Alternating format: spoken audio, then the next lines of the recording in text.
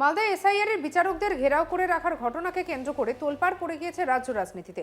আর শুধু রাজ্যেই নয়, জাতীয় স্তরেও বিষয়টি চর্চার বিষয়বস্তু হয়ে উঠেছে। ঘটনায় সোমবার রাজ্যের শীর্ষ প্রশাসনের ভূমিকা নিয়ে তীব্র অসন্তোষ প্রকাশ করেছে সুপ্রিম কোর্টও। রাজ্যের মুখ্য সচিবকে সরাসরি ভৎসনা করেছে শীর্ষ আদালত। আর এই সবের মাঝে একটি সিসিটিভি ফুটেজ এসেছে আজ তাক বাংলার হাতে, যেখানে মালদার ওই বিচারকদের গাড়িগুলি যেতে দেখা যাচ্ছে। আর সেই গাড়িগুলিকে ধাওয়া করে প্রায় 40টি বাইক, হাই স্পিডে সেই বাইকগুলি চলতে দেখা যাচ্ছে। অনেকের মাথাতেই নেই হেলমেট, অর্থাৎ ওই বাইক চালক ও আরোহীরা কতটা বেপরোয়া তা তাদের শরীরী ভাষাতেই ফুটে উঠছিল। চলুন ভিডিওটি ভালো করে আগে দেখে নিই।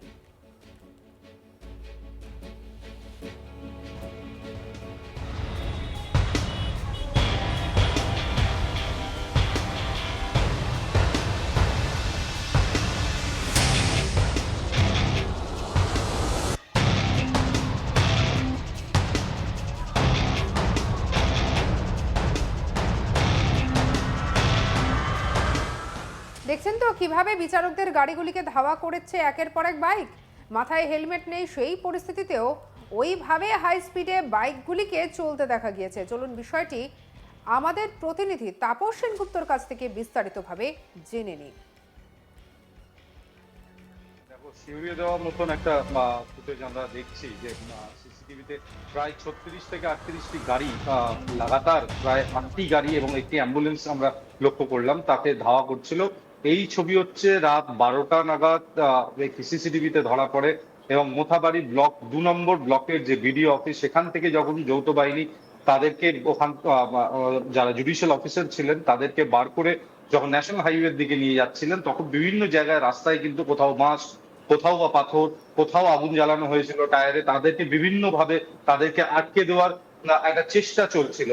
ঠিক সেই সময়তেই কিন্তু এই সিসিটিভি ধরা পড়ে যে শুধুমাত্র রাস্তার ধারে যে মানুষ বিভিন্ন মোড়ে দাঁড়িয়ে তাদের গাড়ি আটকানোর চেষ্টা করছিল তেমনটা নয়, ধারাবাহিক ভাবে তাদের পেছনে কিন্তু একটা বাইক বাহিনী ছিল। এবং সুপ্রিম কোর্ট আজও রিটারেট করেন সেই কথা যে না, এই গোটা ঘটনা কোথাও না কোথাও কিন্তু একটা পুরো পরিকল্পিত, একটা ক্যালকুলেটিভ ঘটনা। এটা কোনো বিচ্ছিন্ন ঘটনা নয়, জনরোষের ঘটনা নয়। দুপুর 3:30টার পর থেকে যখন বিডিও অফিসের বাইরে মোথাবাড়িতে পরিস্থিতি যখন হাতের বাইরে যাওয়া শুরু হলো, তারপর থেকে লাগাতার কিন্তু রাজ্য প্রশাসনের আধিকারিকদেরকে জানানো হয় এবং কে জয়রামান, আইজি নর্থ বেঙ্গল, আমার সাথে কথা বলার সময় তিনি কিন্তু স্বীকার করেছিলেন যে ফোর্স মোবিলাইজ করতে দেরি হয়েছিল। সেই কেন দেরি হয়েছিল সেই নিয়ে কিন্তু তারা একটি ইনকোয়ারি করছেন। এবং কতটা ভয়াবহ একটি পরিস্থিতি, যেখানে একজন মহিলা জুডিশিয়াল অফিসারকে আমরা বলতে শুনি যে তার প্রাণহানি যদি হয়, তার বাড়িতে তার যে বাচ্চা আছে তার দায়িত্ব যেন রেজিস্ট্রার জেনারেল নেন বা হাইকোর্ট নেন। এতটা ভয়াবহ পরিস্থিতি ছিল।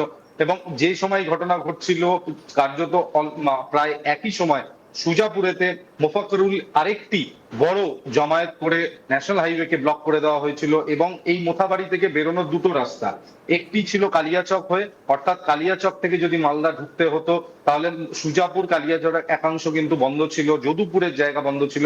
তো সেই জায়গা দিয়ে যদি কনভয় বেরোতো তাহলে কিন্তু অবশ্যম্ভাবী যে সেখানে একটা কোনো দুর্ঘটনা ঘটতে পারতো। তবে অন্য রাস্তা দিয়ে তাদেরকে বার করা হয় এবং সেটি সোজা প্রায় 13 কিলোমিটারের এই স্ট্রেচ যে রাস্তার ছবি আমরা সিসিটিভিতে দেখছি, আমরাও গিয়েছিলাম, প্রায় 13 কিলোমিটার গিয়ে অন্ধকার জঙ্গলের মধ্যে দিয়ে কার্যত একটি রাস্তা। খুব মানুষের মানে রাত্রেবেলা তাদের দিয়ে মানুষের আনাগোনা অত্যন্ত কম থাকে। রাত 12টার সময় তুমি বুঝতে পারছো যে একতরফে ছবি দেখেছি সেই গাড়ির ভিতর থেকে ভিডিও নেওয়া, যেখানে সারি সারি মানুষ বিভিন্ন জায়গায় দাঁড়িয়ে সেই গাড়িগুলো আটকানোর চেষ্টা করছে। এবং এই যে সিসিটিভি ফুটেজ সেটা আবারও প্রমাণ করছে সেই যে ঘটনাস্থল থেকে বেরিয়ে যখন তারা সেই 13 কিলোমিটার রাস্তাতে যাওয়া শুরু করে, তখনই তাদেরকে একটি বাইক বাহিনী কার্যত ধাওয়া করে। তাই এবং সেটি শুধুমাত্র কয়েকটি বাইক নয়, প্রায় 38 থেকে 40টি বাইক সেখানে মানে একের পর এক ধাওয়া করে এবং প্রত্যেকটি বাইকে কিন্তু পিলিয়ন রাইডেড ছিল। অর্থাৎ যদি আমি ধরে নিই যে 40টি বাইক ছিল, তার মানে 80 জন মানুষ কিন্তু এই 9টি গাড়ি এবং একটি অ্যাম্বুলেন্সকে কিন্তু ক্রমাগত ধাওয়া করছিল। এই প্রশ্নই কিন্তু আজকে বারে বারে সুপ্রিম কোর্ট তুলেছে যে কেন রাজ্য প্রশাসন নির্বিকার ছিল, কেন মুখ্য সচিবকে বারংবার ফোন করা সত্ত্বেও তাকে পাওয়া যায়নি। তিনি একটি যুক্তি খাটানোর চেষ্টা করেছিলেন।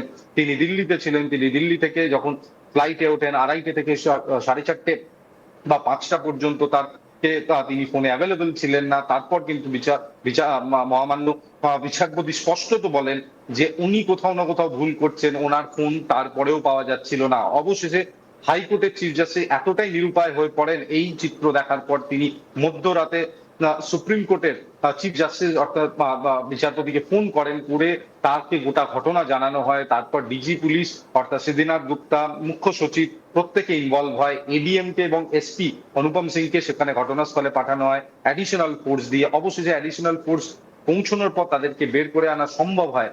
তো সেক্ষেত্রে যখন সকাল থেকেই একটা ভিড় দেখা যাচ্ছিল, আমরাও যখন সেখানে মানুষজনের সাথে কথা বলছিলাম, যে তারা বলছিলেন যে সকাল 10টার পর থেকে ভিড় বাড়ছিল এবং একটা বিকেল 3:30-র পর থেকে এমন একটা পরিস্থিতি তৈরি হয় যে কার্যত যে বিডি অফিসের গেট, সেই গেট ভেঙে ভেতরে ঢোকার চেষ্টা করা, এবং মুখ্য ভাগে থাকেন কিন্তু মহিলারা, এবং সেই মহিলাদের পেছনে কিন্তু প্রচুর সংখ্যক পুরুষ ছিল, হাজারে হাজারে মানুষ সেখানে উপস্থিত হয়েছিল। তো সেক্ষেত্রে কোনো ইন্টেলিজেন্স ছিল কিনা, ইন্টেলিজেন্স থাকলে কেন পর্যাপ্ত ব্যবস্থা নেওয়া হয়নি, পর্যাপ্ত ফোর্স কেন ডিপ্লয় করা হয়নি। আমরা জানি যে সেন্ট্রাল ফোর্স পর্যাপ্ত পরিমাণে ইতিমধ্যেই পশ্চিমবঙ্গে এসে পৌঁছেছে। তাদেরকে এই সংবেদনশীল জায়গা মোথাবাড়ি, কালিয়াচক, সুজাপুর, যদুপুর, না ইংরেজ বাজার, না এই নারায়ণপুর, এই জায়গাগুলোকে কিন্তু সংবেদনশীল জায়গা হিসেবে চিহ্নিত। এখানে অতীতেও এই ধরনের ঘটনা ঘটেছে। তো সেক্ষেত্রে অতীত থেকে শিক্ষা নিয়ে কেন পর্যাপ্ত ব্যবস্থা করা হয়নি, এবং যে ছবি আমরা দর্শকদের এই মুহূর্তে দেখাচ্ছি টিভির পর্দায়, এটা খুব স্পষ্ট যে কতটা ভয়াবহ পরিস্থিতি হতে পারতো যদি না সেই সময় কেন্দ্রীয় বাহিনী সেখানে উপস্থিত থাকতো এবং তারা বলপূর্বক তাদেরকে বার করে না নিয়ে আসতো। তাহলে যে কোনো রকম ঘটনা ঘটে যেতে পারতো, এবং যে উৎকণ্ঠার মধ্যে জুডিশিয়াল অফিসাররা ছিলেন সেই মুহূর্তে, সেটা খুব স্পষ্ট। তো তাদের রেকর্ড করা সেই ভিডিওতে বারে বারে সেই কথোপকথনগুলো উঠে এসেছিল, তারা কতটা নিরুপায়। অর্থাৎ সাধারণ মানুষের নিরাপত্তা কি হবে যদি জুডিশিয়াল অফিসারদের এই পরিস্থিতি হয়, যদি পুলিশ আধিকারিকদের এই পরিস্থিতি হয়। কারণ পরের দিনকে যদুপুরে ইংরেজ বাজারে যখন জাতীয় সড়ক একই কায়দাতে অবরোধ করা হয়, সেই অবরুদ্ধ জাতীয় সড়ককে যখন সচল করার চেষ্টা করেন পুলিশ আধিকারিকরা, তখন পুলিশ আধিকারিক এবং সেখানে যারা বিক্ষোভকারী ছিল তাদের মধ্যে খণ্ডযুদ্ধ হয়, এবং তাতে বেশ কয়েকজন পুলিশ আধিকারিক আহত হন, এবং একজন পুলিশ যিনি ড্রাইভার ছিলেন তার মাথা ফাটে, তাকেও গুরুতর অবস্থায় হাসপাতালে ভর্তি করা হয়। তো প্রশ্ন এখানে যেটা বারবার আদালতও করছে, যে যদি সাধারণ মানুষের নিরাপত্তা সুনিশ্চিত না করতে পারে প্রশাসন, ব্যর্থ হয় প্রশাসন, সেক্ষেত্রে এই প্রশাসনের গাফিলতি খুব স্পষ্ট। যদি জুডিশিয়াল অফিসারদের এই পরিণতি হয়, যদি পুলিশের এই পরিণতি হয়, তাহলে সাধারণ মানুষ, তোমার আমার মতো সাধারণ মানুষ যদি এই ধরনের পরিস্থিতিতে পড়ে, তাদেরকে বাঁচাতে কে আসবে?